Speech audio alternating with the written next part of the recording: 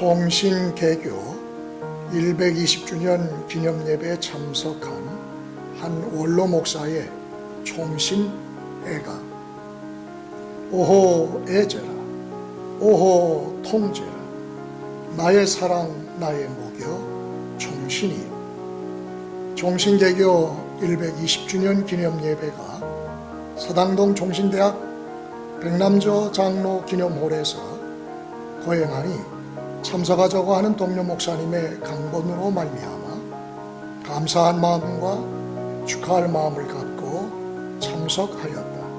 그러나 총신대학교 개교 120주년 기념예배치고는 너무나도 초라하고 썰렁한 모습을 목도하였다. 코로나19 바이러스 팬데믹 때문이라고 변명하기에는 너무나도 궁색한 모습이었다. 며칠 전 있었던 종신재단 법인 이사장 선출의 휴유증으로 밖에는 별다른 변명거리를 찾을 수 없을 것 같았다. 종신과 총회원들의 절대 다수 공감되었던 단독 합의, 휴대 방식을 따르지 않고 거부하고 고집을 부리는 등 불협화음이 화근이 되어 초래한 결과 오늘의 사단이 일어난 것은 아닌가 생각하니 가슴이 아프고 눈물만 흐른다. 30개월 동안의 부끄럽고도 수치스러웠던 임시사 체제를 끝내고 하나님의 주권적인 은혜로 정의사 체제를 맞이한 직후 총신대학교 백남조 기념홀에서 거행한 총신대학교 개교 120주년 기념식은 총신대학 120주년 역사상 가장 초라한 기념일이 되고 말았으니 안타깝기만 하다. 총신신학대학원 제30대 총동창 회장 옥성성 목사가 축사하는 가운데 인류가 하나님께 범죄한 까닭에 하나님께서 인간의 수명을 120세로 한정하셨다고 지적하였다. 물론 결론적으로는 그럼에도 불구하고 하나님께서 노아에게는 은혜를 입혀주셨듯이 총신에도 은혜를 입혀주시기를 축사하셨기에 천만다행스러웠다. 그러나 나는 그 축사 서두를 들으면서 두려운 마음이 엄습해 왔다. 하나님께서 우리 모교 총신을 120년으로 한정하시면 어떻게 될 것인가?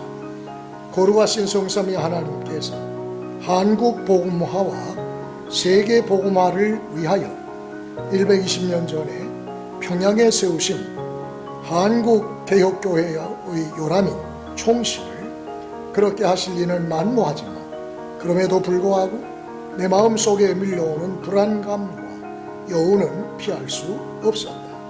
지나간 120년 동안 총신의 문을 두드려 입학하여 수학하고 그 문을 나간 졸업생 동문들이 무려 3만여 명에 이르고 있으며 현재 재학생 수만도 3,500명이나 존재하고 있는 모교 총신대학교 개교 120주년을 맞이하여 가장 많은 동문들과 재학생들이 모여서 축하하고 기뻐해야 할 생일날에 축하객들이 겨우 120명도 참여하지 않아서 그 넓은 백남조 장로 기념홀이 썰렁하였다. 그런 초라한 현장을 보면서 떠오른 것은 코로나19를 탓할 일만은 아니다라는 생각이 스쳤다. 여기에는 총신과 총회를 향하신 하나님의 경고의 음성이 있다는 불길한 예감까지 들었다. 귀 있는 자는 성령이 교회들에게 하시는 말씀을 들어야 한다. 왜 우리 모교 총신이 오늘날 이 지경까지 이르렀을까? 총신법인 이사장 선출과 관련하여 모 언론에서는 총신재단 이사회가 여인천하로 전락했다고 풍자적으로 비판했다. 다른 언론에서는 특정 세력이 특정 세력을 몰아내고 재단을 장악했다고 지적하기도 했다. 심지어 한 언론에서는 이사장 선거의 표 분석을 통해 여성 이사의 표를 얻어 이사장 자리를 차지한 것은 목사의 자존심을 내던진 행위라고 비판하기도 했다. 이 언론에 따르면 총신사태 때 하나님께 해결책을 구하지 않고 국가 권력을 의지하면서 임시이사 체제를 요구한 것은 헌법을 위반한 행위라고 지적했다. 또한 교육부에서 파송된 임시이사 체제는 지난 100여 년 동안 하나님께서 총회에 맡겨주신 총신경영권을 불신 이사들에게 넘겨준 불신 행위이며, 그로 인하여 이번에도 정이사 파송된 여성이사 3인은 정관과 헌법을 위반한 상태로서 기형적 형태라고 비판하면서, 그런 상황에서 여성이사의 표를 얻어 이사장에 당선된 것은 총회의 자존심을 내동댕이 친 일이라고 평가하기도 했다. 여튼 언론 보도들은 교육부로부터 파송받은 여성이사 3사람에 의하여 총신재단 법인 이사장 선출이 좌우된 사실에 대한 자괴감의 표출과 총신재단 이사회 정관과 총회 헌법 위반을 지적하는 경고성 풍자 메시지였다. 이례적으로 각 언론들이 총신법인 이사장 선거에서 드러난 특정 그룹의 파당 행위에 대한 비판을 쏟아낸 것을 보면 앞으로도 특정 그룹에 대한 비판은 쉽게 사그러질 것 같지 않다. 그런 총회적인 정서 때문인지 역사적인 총신개교 120주년 기념 예배의 분위기는 얼음장처럼 썰렁하기만 했다. 개교 120주년 기념 예배 때 우리 총회 소속 목사 장로 이사 12명 중에서 참석한 이사가 총회장, 이사장 외에는 눈에 띄지 않았으니 120주년 생일에 이사들의 무관심에 안타까운 마음뿐이다. 총신대 역시 최소한 전체 이사들을 초청하고 총회 임원이나 각 기관장들을 초청하여 총회적인 잔치와 축제로 행사를 이끌 준비가 없었던 것도 아쉬움으로 남는다. 이번 행사에 참석한 총수는 대략 120명 정도 미치지 못한 것 같았다.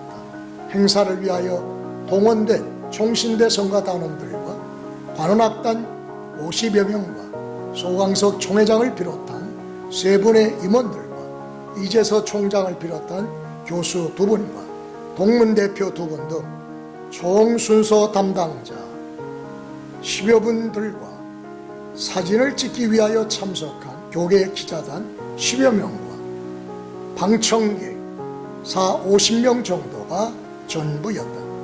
예가 행사 참여 인원이 그렇게 중요한가 반문할 분도 있을 것이다. 그러나 개교 120주년을 기념하는 현장에 이렇게 무관심하고 참여율이 저조한 이유와 까닭이 무엇인가에 대하여 총신과 총회 관계자들은 심각하게 곱씹어 봐야 할 것이다. 이와 글을 쓴 김에 총신재단법인 이사장 선출과 관련한 선거 과정을 지켜본 소회를 말해보고 싶다. 법인 이사장 선출 과정에서 소 총회장은 총회적인 차원에서 총신에 대한 지도와 후원 체계를 세워가야 한다는 주변의 요청에 의해 합의 추대 형식으로 이사회가 새 출발한다고 주장했다. 1차 이사회에서 총회장이 아니 무산되고 2차 이사회에서도 자신을 비롯한 강재신 목사와 김기철 목사가 동반 사퇴하고 제3의 인물을 합의 추대할 것을 강력하게 요구하였다. 그러나 이와 같은 총신과 총회 관계 회복을 위한 소 총회장의 요구는 묵살되었다. 소 총회장께서는 재단 이사장 후보를 자진 사퇴할 것을 시사하면서 총신대 발전을 위한 획기적인 프로젝트를 발표했다. 가장 눈에 띈 부분은 500억 원에 달하는 기금 모금에 앞장선다는 청사진이었다. 그 외에도 누가 봐도 총신 발전을 위한 구체적인 청사진이었고, 그대로만 된다면 총신의 희망이 엿보이는 실현 가능한 독보적인 비전이요 계획이었다. 그러나 소 총회장이 발표한 총신의 미래 비전 프로젝트나 총회와의 관계 및 총회적인 입장과 정서 등은 묵살한 채 특정 그룹 소속 이사들은 이사장 자리만 차지하려고 했던 것으로 언론에 보도되었으며 그 무성한 추측들과 의혹들은 실제로 그렇게 되었다. 결국 총신의 미래 발전을 위한 놀라운 청사진은 순식간에 물거품이 되고 말았다. 재단법인 이사장을 비롯한 모든 재단 이사들은 명예와 자리만 꿰차고 있는 자리가 아니다. 노블레스 오블리주, 높은 신분에 따른 책임과 의무를 다해야 하는 자리이다. 그렇다면 이제 이사장과 특정그룹 소속 이사들은 당장 총신대 법인에 필요하다는 10억을 만들어 내야 할 것이다. 그리고 총신 발전을 위한 구체적인 계획을 내놓고 소 총회장이 내놓은 500억에 상응하는 정도의 기금을 마련해야 하지 않겠는가. 그런 능력이나 자신감이 없다면 이사장의 자리에 앉아있을 이유가 없어 보인다. 이사장이 되어서 축사나 하고 학교 행사에 순서나 맡고 각종 행정 서류에 사인하면서 회입이나 축내는 자리가 되어서는 결코 안 될 일이다. 향후 300만 성도들과 3만여 명의 총신 동문들과 3,500여 명 이상의 총신 재학생들은 새로운 총신재단 이사장 김기철 목사의 행보를 그리고 이사들의 행보를 지켜볼 것이다. 향후 미래 130년을 넘어 200년을 향하여 돛을 달고 항해하는 총신호의 앞날이 왠지 불안하다. 그러나 성삼위 하나님의 이름을 걸고 항해하는 총신호의 앞날에 주님의 은총이 함께하사 내 시작은 미혹하였으나 그것은 창대하리라고 하신 말씀이 이루어지는 복이 함께하기를 기원한다. 주 2021년 5월 16일 토요일 새벽 4시 5분 총신대학교 신학대학원 제28대 동창회장 역임 총신대학 신학대학원 자랑스러운 동문상 수상자 총신 300만 장학재단 장학위원회 위원장 남평양로의 영광교회 원로목사 박광재